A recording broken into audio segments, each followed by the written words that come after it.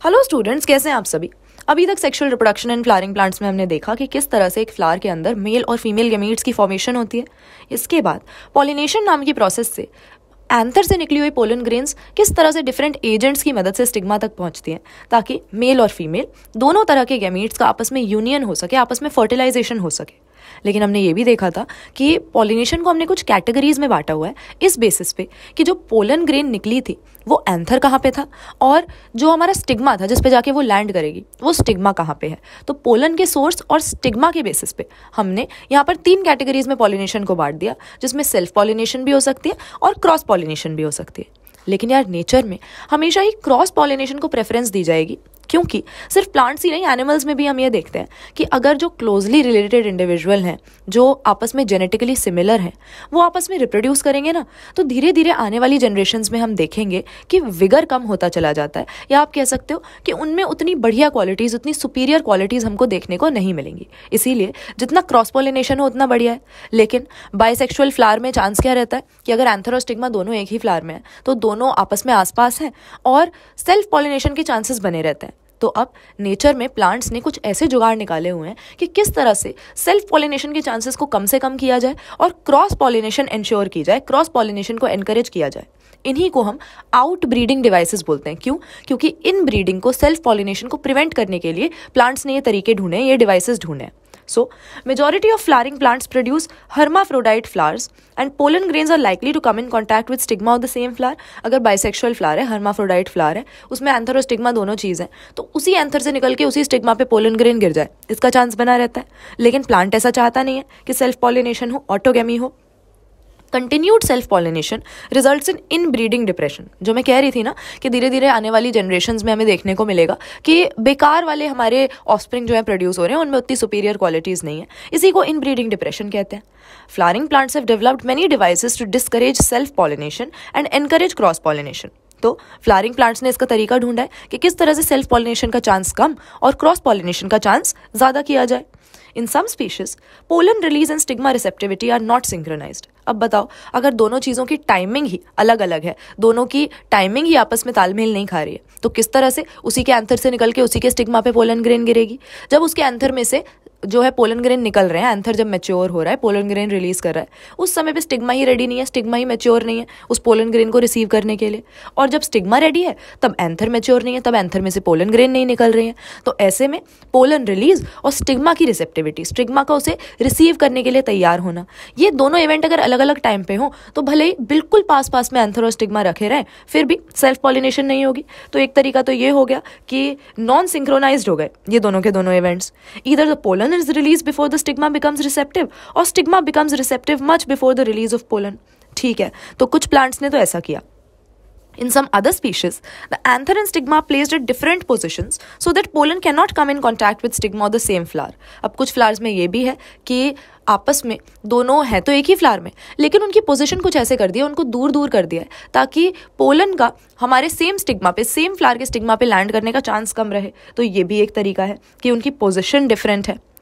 Both these devices prevent autogamy. तो इन दोनों ही devices से ऑटोगेमी प्रिवेंट हो जाती है। क्या कि एंथर और स्टिग्मा दूर दूर है, दूसरा एंथर और स्टिग्मा की रिसेप्टिविटी अलग टाइम पे हो रही है। The third device to prevent in breeding is self incompatibility. अब यार बेस्ट तो यही रहेगा कि कुछ भी हो जाए, अगर अपनी पोलन ग्रेन आके स्टिग्मा पे गिर भी जाती है तो जो स्टिग्मा है वो उसको एक्सेप्ट ही ना करे। इसी को हम सेल्फ इनकम्पैटिबिलिटी कहते हैं। पोलन ग्रेन जब आके स्टिग्मा पे गिरती है, जब वो कंपैटिबल होती है, जब स्टिग्मा उसको पहचान लेता है कि हाँ यार ये सही वाली पोलन ग्रेन है, तभी उसकी जर्मिनेशन होती है। तो अगर प्लांट चाहता है कि ऑटोगेमी ना हो तो ऐसे में उसको क्या करना है, उसको सेल्फ इनकम्पैटिबल हो जाना है। यानी अपनी ही पोलन ग्रेन आकर अगर अपने स्टिग्मा पे गिर जाए तो उसको रिजेक्ट कर देना है, उसको एक्सेप्ट ही नहीं करना, उसको जर्मिनेट ही नहीं करने देना, क्योंकि ऑटोगेमी अपने को चाहिए नहीं। और अगर सेम जेनेटिकली हमारी सिमिलर पोलन ग्रेन हमारे पास में आ रही है तो उसको हम एक्सेप्ट ही नहीं करेंगे, उसको इनकम्पैटिबल समझ के रिजेक्ट कर देंगे। It is a genetic mechanism and it prevents self pollen from fertilising the ovules by inhibiting pollen germination और pollen tube growth in the pistil. तो अगर अपने ही पोलन ग्रेन आके अपने ही स्टिग्मा पे गिर गए तो वो जर्मिनेट ही नहीं हो पाएंगे, अब चाहे वो सेम फ्लावर के हों या सेम प्लांट के किसी और फ्लावर के हों। ठीक है, ये सेल्फ इनकम्पैटिबिलिटी हो गई। Another device to prevent self pollination is production of unisexual flower. यार ये तो बेस्ट है। ज़्यादातर बाइसेक्सुअल फ्लावर्स हम देखते हैं, जो भी आपने मॉर्फोलॉजी ऑफ फ्लावरिंग प्लांट्स में देखा होगा कि जो भी फैमिलीज हमने पढ़ी थी बाइसेक्सुअल फ्लावर ही थे, उनके पास एंड्रोशियम और गाइनोशियम दोनों चीज़ थी। लेकिन अगर फ्लावर यूनिसेक्सुअल हो जाए तो ये तो सही रहेगा कि फ्लावर में यार या तो हमारे पास स्टेमन है या हमारे पास पिस्टल है, दोनों चीज़ फ्लावर के अंदर है ही नहीं। हमारे पास मेल फ्लावर अलग हो गया, फीमेल फ्लावर अलग हो गया, तो ऐसे में ऑटोगेमी तो हो ही नहीं सकती, क्योंकि एंथर और स्टिग्मा दोनों चीज़ एक फ्लावर के अंदर प्रेजेंट ही नहीं है। तो यूनिसेक्सुअल फ्लावर्स का प्रोडक्शन सही रहेगा। If both male and female flowers are present on the same plant, जैसे कि कैस्टर और मेज जैसे मोनोशियस प्लांट्स में होता है, it prevents autogamy but not geitonogamy. अब देखो यार, ऑटोगेमी तो प्रिवेंट हो जाएगी, लेकिन गिटोनोगेमी में क्या होता है कि अगर मेल और फीमेल फ्लावर दोनों एक ही पौधे पे लगे हुए हैं, तो मेल फ्लावर में से निकल के, मेल फ्लावर के एंथर में से निकल के पोलन ग्रेन उसी पौधे के जो फीमेल फ्लावर है उसके स्टिग्मा पे पहुंच गए, तो भाई ऑटोगेमी तो प्रिवेंट हो गई। एक ही फ्लावर के अंदर तो पॉलिनेशन नहीं हुआ, लेकिन उसी पौधे पे लगे हुए दूसरे फ्लावर पे अगर पहुंचा दोगे तब भी बात एक ही है, हो तो सेल्फ पॉलिनेशन ही रही है। तो इसको कैसे प्रिवेंट किया जाए? It prevents autogamy but not geitonogamy. In several species such as papaya, male and female flowers are present on different plants, that is each plant is either male or female.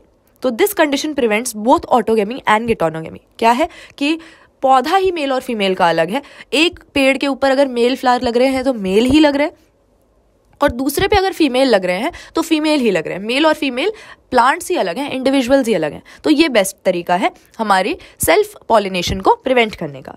ये different type के outbreeding devices हैं जो plants के पास होते हैं, किसके लिए? Cross pollination के चांसेस को बढ़ाने के लिए। और अलग अलग प्लांट्स इनमें से डिफरेंट डिवाइसेस का यूज़ करते हैं, डिफरेंट डिवाइसेस को एम्प्लॉय करते हैं। ठीक है, दूसरा टॉपिक यहाँ पर हमारे पास आता है पॉलिनेशन के बाद में जो हमको पढ़ना है, पोलन पिस्टल इंटरैक्शन का। जैसे कि मैं कह रही थी, पोलन ग्रेन जब आकर स्टिग्मा के ऊपर गिरती है तो स्टिग्मा देखता है कि ये पोलन ग्रेन मेरे लिए कंपैटिबल है या नहीं, ये सही पोलन ग्रेन है या नहीं। चाहे अपनी पोलन ग्रेन हो तो ऑटोगेमी अगर हुई है तब भी उसको रिजेक्ट करेगा, और अगर कोई दूसरी ही पोलन ग्रेन आ गई है जो कि उस स्पीशीज़ की है ही नहीं तब भी इसको रिजेक्ट करना ही पड़ेगा। ऐसा थोड़ी है कि आम के पेड़ पे जो फूल लगा है उसके स्टिग्मा पे आके अगर पपीते की पोलन ग्रेन गिर जाए तो वो जर्मिनेट हो जाएगी। रिप्रोडक्शन तो आपस में सेम स्पीशीज़ में ही होती है।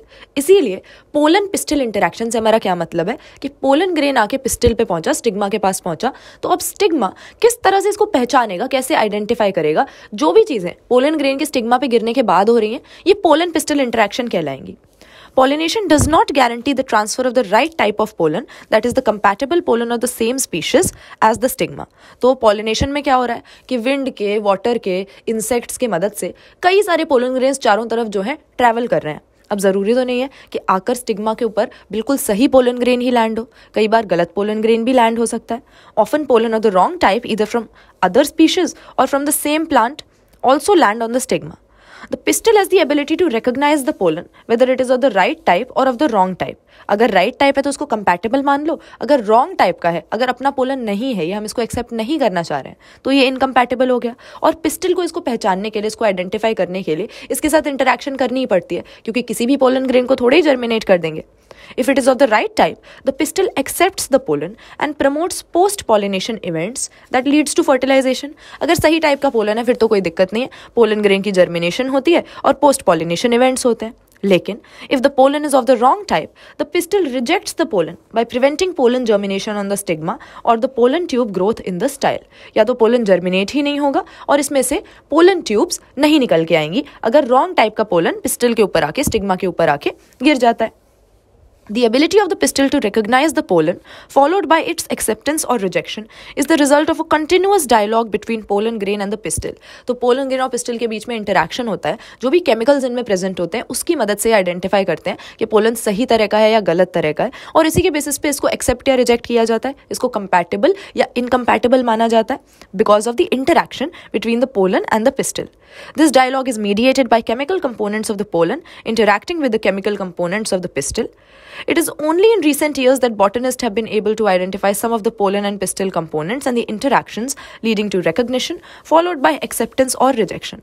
तो कुछ chemicals होते हैं pollen grains में जिसकी मदद से pistil जो है, stigma जो है, वो इसको identify करके accept या reject करेगा। इसे pollen pistil interaction हम कहेंगे। As mentioned earlier, following compatible pollination, the pollen grain germinates on the stigma to produce a pollen tube through one of the germ pores। अब हमारी pollen grain की जो exine layer थी वो discontinuous थी, आपको याद है, उसमें बीच बीच में ऐसी जगह थी जहाँ पे स्पोरोपोलेन प्रेजेंट नहीं था। इसी जगह में से निकल के हमारी पोलन ट्यूब आती है। जब पोलन ग्रेन जर्मिनेट होता है इसी में से पोलन ट्यूब निकलती है। The contents of the pollen grain move into the pollen tube. अब हमारी पोलन ग्रेन के अंदर क्या है, उसके अंदर है 2 मेल गैमीट, है ना। सबसे पहले हमारी पोलन ग्रेन के अंदर 2 सेल होते थे, वेजिटेटिव और जनरेटिव। तो जनरेटिव सेल माइटोटिक डिवीजन के बाद 2 मेल गैमीट बना लेता है। ये मेल गैमीट आ गए हमारी पोलन ट्यूब के अंदर। Pollen tube grows through the tissues of the style and reaches the ovary. You would recall that in some plants, pollen grains are shed at 2-celled condition. एक vegetative और एक generative cell होता है। ऐसी condition में pollen grains जो है release होती हैं।